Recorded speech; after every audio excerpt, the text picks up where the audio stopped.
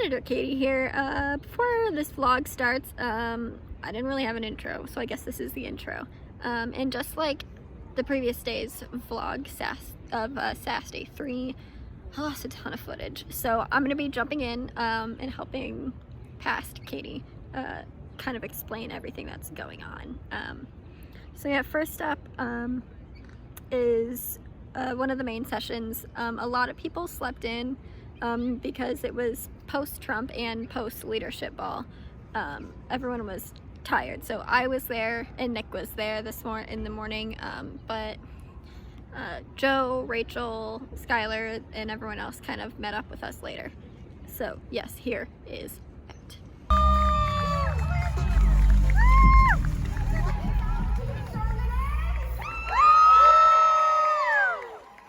Well, this might be my first and last SAS. You got AOC up there. AOC, after this impeachment vote, she's so stupid she thinks she's the president now. Jussie Smollett has created more jobs than AOC. And they were immigrants and minorities. It's amazing to see this stuff. It's crazy, man. And my wife says to me, she says, I love the president. She said, but I just wish you wouldn't tweet so much. You ever hear people say that? Yeah. We just got a message from Jordan saying that all Drake students need to meet her at the concierge desk, like, now. Yeah, like, I wonder what that is. Wait, is Joe with us? I don't know if Joe's even here. And I don't think Skylar's here. Yeah, Skylar's still So asleep. it might just be the two of us, but whatever it is, it better be a dope opportunity. It better be. Oh my god. What if it's Benny again, or someone else? Oh man, that'd be lit. So, yeah, I'm a little nervous for whatever it is, because it was Drake urgent. Students, all in caps, come to the concierge desk. Yeah, so I'm like, oh dang, this is gonna be a good one. Yeah, it was not a dope opportunity. So all the attendees got a Big Gov Sucks t-shirt with like all the SAS information on the back. And Jordan really just wanted us to grab a bunch of extras and take them back to Iowa for the Drake chapter to give away to students that weren't there and whatnot. And that was it. Called a friend, and I first started to watch her on the 5 on Fox News. And so everybody, please help me welcome Kimberly Guilfoyle.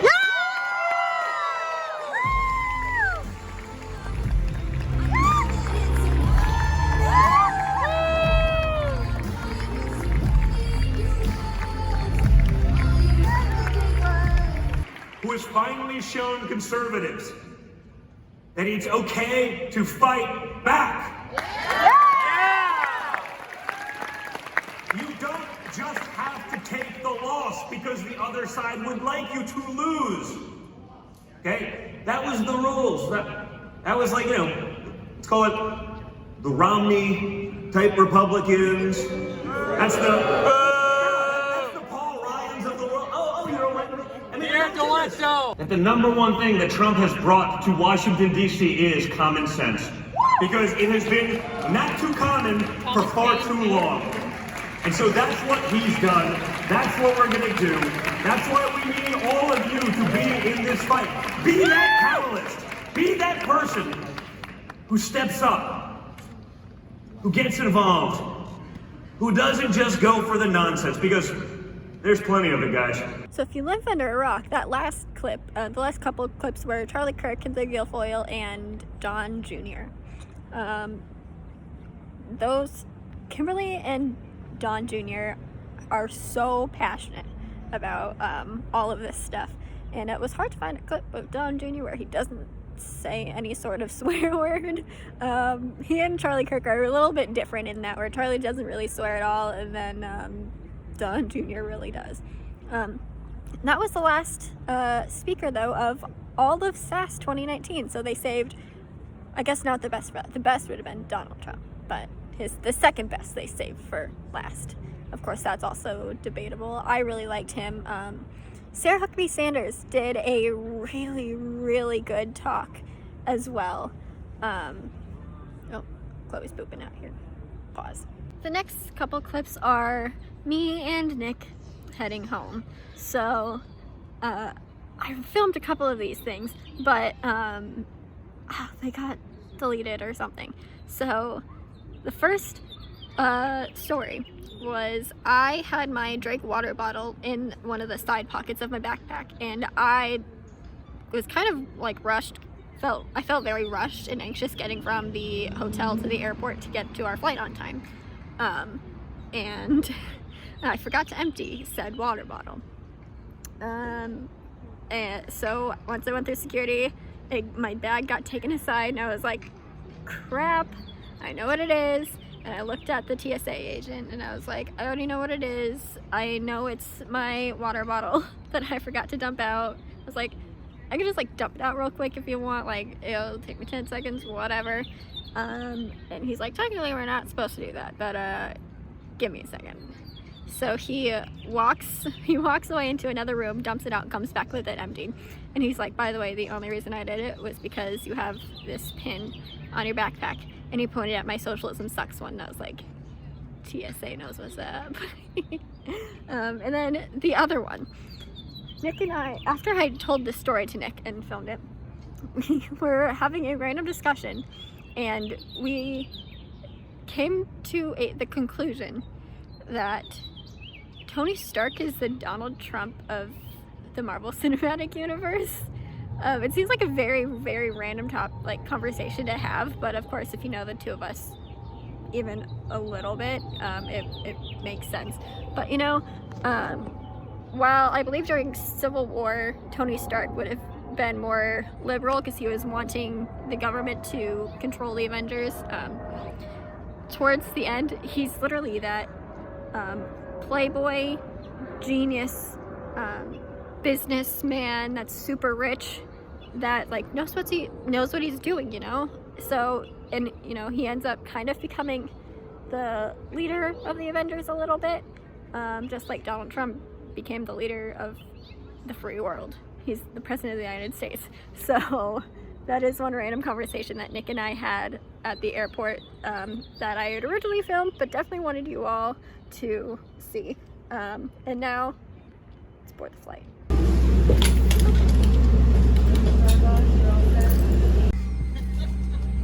We are team. We are team. One of my friends said, I'm putting a bounty on Trump's head. Do you go there or you graduate? I am, Hopefully you put your friends there.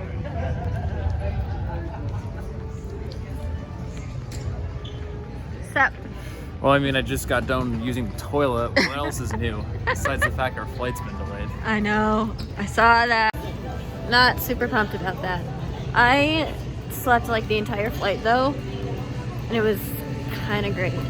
I'm not going to be in bed till probably 2:30 in the God, I morning know. because that's just the way I am. Please. Yeah. Airport security So it's alert. just a matter of Please maintain control of finding your where bags at our all gate is. times. Yep. Report In any theory, and then we unattended gotta baggage keep or around for, suspicious like, activities to however the long it nearest takes. law It's, like, enforcement so official or long. TSA Yeah. Like we're representative. not boarding until like, or we're not departing at least until like 8:30.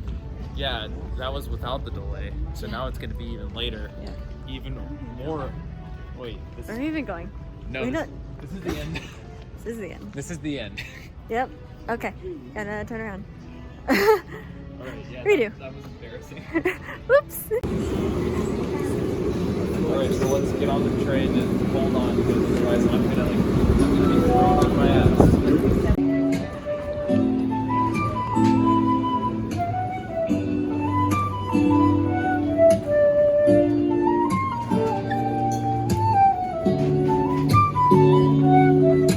Yes. We have to do this at least once on the trip. Exactly. We are walking on the moving sidewalk. We haven't had a need to, but now we're doing it. Goes combined with your walking speed. It's probably 6-7 miles per hour. So we could be This is running. amazing. Yeah, because then we're gonna hit the warning where it tells you to watch your steps so you don't like face plant straight into the person in front of you.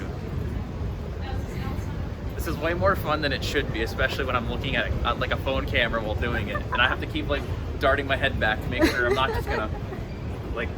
I mean, you can't scale the. You don't have a very good peripheral vision. Boom. Yeah, just like that. We should just go upstairs here. and walk Yeah. around. There were a lot of stores on that level though. So. It's kind of like, yeah, we went up, we went down to go up. Yep. I know that makes a lot of But sense. we went on a moving sidewalk, so it was so worth it. It was worth it. Absolutely. It's way more fun than it should have been, but you know, sometimes it's the little things you kind of don't take in common that make you, if you think of it as worth It's it. the little things in life. You know? I spy with my little eye. Fake news. Oh.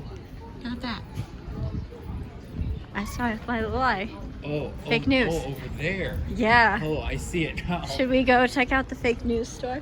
I mean, if you really want to. I mean, why not? Okay, why not? We got like 2 hours. I think Don Jr. put it best when he said, "Communist news network." I mean, it is red, so he got part of it, right? He There's certainly nothing, it's did. weird though, because it's not like, I don't know why they brand these stores after newspaper I news know, channels. that's so because weird. they're literally just like little convenience stores, and they don't even sell CNN. They don't even have CNN on TVs or I mean, don't you know that all of the stuff that they sell is low quality because it's a communist news network?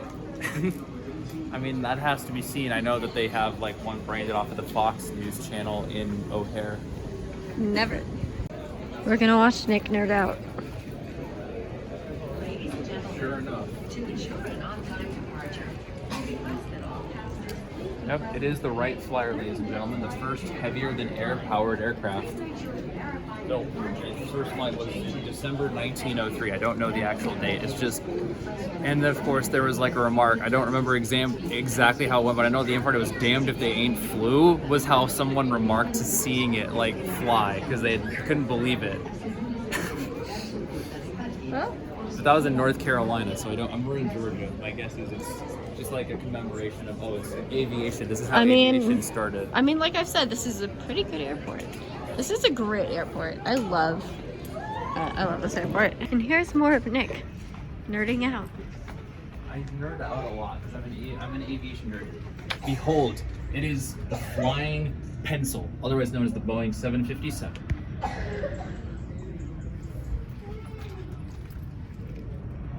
So what is so special about the Boeing 757? The Boeing 757 is a very cool plane. It was actually designed in concert with its wide-body variant, the 767, in the early 1980s. And this was the beginning of when twin-engine aircraft really started to replace the tri-jet era, bringing an end to the era of jets like the L-1011, the 727, and the DC-10. My mom flew a lot on DC-10s as a flight attendant. They called it the death cruiser because of all how nefarious it supposedly was, but it was mainly it was actually a pretty decent aircraft at the end of the day. I don't actually know where my mom flew. She was just like a domestic flight attendant, or if she ever went international, but I'll have to ask her that. She still has her 2 pins, so that's all. I guess I'll just have to go and see. Yeah. Alright. Yep, that is a Boeing 767 over there. But the pencil is it's more like a flying marker, like one of those fat Crayola markers. And you can tell because it kind of just bulges out of it more. So instead of having one aisle, you have 2 aisles. Ooh. And you create wake turbulence, which means when you take off, you create so much disturbance in the air, they have to wait for you before other planes can take off. And the bigger you are, well, technically, and also you get heavy in your call sign. So you can be called Delta 59 heavy, hold short of runway 3 right. Interesting. Look at this amazing artwork. Sorry, I see the word hairstyles and I immediately just think of Who dat? Harry Styles. Not gonna lie. Angels. And they have, the captions are written in African American vernacular English, which helps add to it. It's just unique to see because normally you wouldn't see something like that, but it catches you by surprise. That's so true. It's different from what you would normally expect it to be. We're back on the moving sidewalk. Yeah, now we're going from the other direction, so it makes it even cooler because you see, technically we haven't done this yet because normally we would be coming from that way, but we're actually going this way. So we are basically, we went forward to go backward, if you really think about it in that sense. So we're gonna get to that gate before we know it, and we're gonna see if there's a plane there. The plane's gonna be a dinky little thing, not like any of the magical, huge flying pencil or the flying marker that we saw earlier. I literally came up with a flying marker out of my ass. Like, I don't know, I don't think it's actually called that, but the flying pencil thing is real. Like, I've heard people call it that before. Good to know, buddy. But it's like, I mean, I was like, okay, the pencil's too slim. Well, there's the train. It's pretty empty. They're getting a new aircraft because there's an issue with a device on this aircraft called a pitot tube. A pitot tube is essentially like a cylinder that's opened on one end with a sensor at the back. The point of this pitot tube is air pressure goes up against that sensor and tells you how fast the airplane is going. Now here's the other problem. Des Moines is, let's just say it's really cold. And so obviously water vapor, when you're traveling at very high speed and you are and it's very cold, it's probably, I think it's like negative 52 degrees Celsius inside of the pitot tube at 30,000. And so you're going to have ice buildup in the pitot tube. Now, having your pitot tube be blocked is an issue because even though it's a redundant instrument, you have two sets of pitot tubes. Having one that's blocked, that means the captain or first officer's instrument will just stop. It'll be stuck. Like it'll just not, the airspeed will be stuck and they can't get a reading. And that's a serious problem because they don't want to have an instrument malfunction, because if they're on standby instruments, if you have the other one also fail, then you'll be flying blind in the dark, in the snow. We're not going to do that. We're not going to fly blind. We're going to use a new aircraft because it would take too long to fix the pitot tube and put a new one in, because that will take like a whole day. And besides, they can't waste that. So they're just going to get a new aircraft out of the hangar. They've got a fresh crew, so there's no risk of timing out. And so they're just going to try and get this figured out as easy as possible. They just got to, get the pilots in there. They got to turn the electrics on, start up the engines, start the APU, all the stuff they need to do in order to get this aircraft up and running. But it should probably take a half hour, 45 minutes at most. I think we'll be back in decent time still.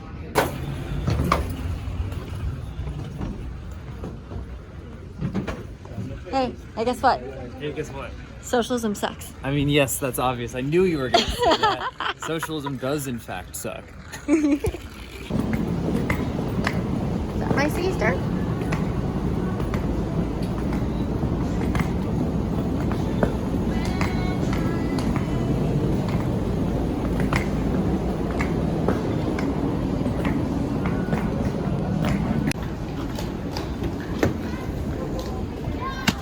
Blocking me out is rude. I didn't mean to. Put the car in drive. Hello. Hello, sorry, are you talking to me? Yes, I am. Hello. How are you? I'm good. Guess what I did today? What did you Me do? and Dad did today. Go see Grandpa? Well, that too. Oh boy. I have a feeling you have something to say about that, but you can do that later. Tell me what you were originally going to say, Doug. There's a lot of things that happened today, actually. So, oh, gross. No, I don't like my short hair yet. Well, today it kind of looks a little better when I was put together. But anyway. So Mom had to work tonight. She had to drive around the bus to go see Christmas lights around the city. And she stopped by home. So Dad and I were at 1908, right? Yeah. And she stopped by home in the bus and she told us to go get cookies. So we left 1908 to go get a dozen cookies, and then we both put Santa hats on, and he put a Santa hat sweater on, and I got out my guitar and so we walked onto the bus with all the old people, and Dad handed out cookies as I played Jingle Bells and We Wish You a Merry Christmas. So we sang on the bus. That's so cute. Yeah, Dad and I practiced for like 15 minutes, maybe half an hour, because we didn't know when Mom was gonna be there. We were like rushing. So I put on little sticky notes and taped it to my guitar, the chords. That's so I couldn't remember them quickly. That's so funny. I love it. It was a good time. It was good. Yeah. Is there anything else that you can talk about that can be in the vlog?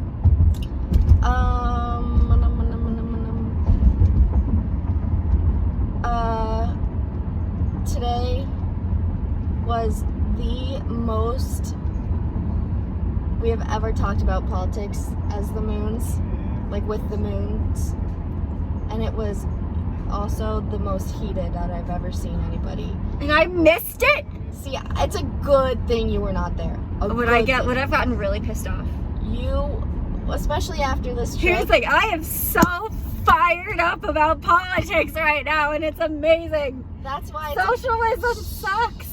that's a good thing why you were not Probably. there today, because you would have been Oh soups fired up. So it's a good thing. But like Dad was like actually getting mad at Grandma, because not for like the politics stuff necessarily, but because like she was like, I don't see as how a Christian you can support whatever. Support him, I guess. I don't remember what she's saying. And he was basically like, Mom, I actually take great offense that you are questioning my Christianity based on this, blah, blah, blah. And he was like, Mom, he was like actually being like, Mom, do not come after my Christianity. Like, it was like kind of low-key intense. I've never seen him be that way with Grandma, with his mom. She probably deserved it. I mean, she does. Like, So- that's awful. Wait, do I want to go north? Yeah, I want to go north. Right? Did I just miss it? No. I don't know. No, I want to go. Can you help me? Yeah. So that is the end of SAS 2019. It was honestly like the best weekend of my life. I had so much fun, and it was so great being surrounded by, you know, people my age that thought the same way I do about politics, at least. There were obviously some differences in, you know, policy beliefs and religion and whatnot, but that's what makes Turning Point USA so like awesome, and what people love about it is that you only have to be you really only have to be moderate right to like appreciate it. Like, there's every sort of political ideology that loves Turning Point USA. Like, some people call themselves conservatives, some people don't. There are libertarians in there. There's some people that identify as Republicans, but others that are conservative but don't identify as Republicans. And that's cool, because we got to have so many nice civil conversations. Wow. You can have civil political discussions with people that don't agree. Who would have thunk? I just, some last thoughts. SAS really like made me think a lot about a lot of things, I guess. And one of the things that Don Jr. Said in the clips earlier was, don't be the person, I'm paraphrasing kind of, don't be the person that just sits and lets it go. You need to be active. It's not fair that you walk onto a college campus and everyone just assumes you're a liberal, you're a Democrat, you're a leftist, whatever. That's not fair. And then wanting then also to silence those conservative voices, that's even more not fair.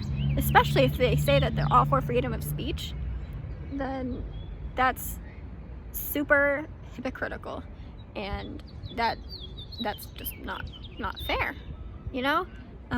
So if you're watching this and you feel kind of the way students did at Drake, conservative students at Drake University felt like with being silenced and whatnot, just do something about it. Don't sit back and watch everything unfold, especially with the 2020 election coming up in just a couple of months.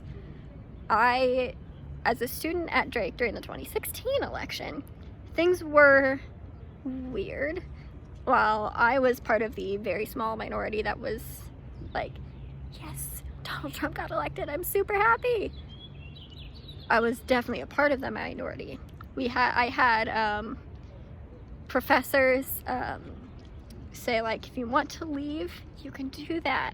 I had an exam postponed. I was supposed to have an exam the Wednesday, so the day after the election, and there were so many people that were so distressed over it, that were emailing her about it, that she postponed the exam and said she hadn't seen campus so somber since 9/11 happened. And I was like, wait, what? That doesn't make any sense. So, yeah.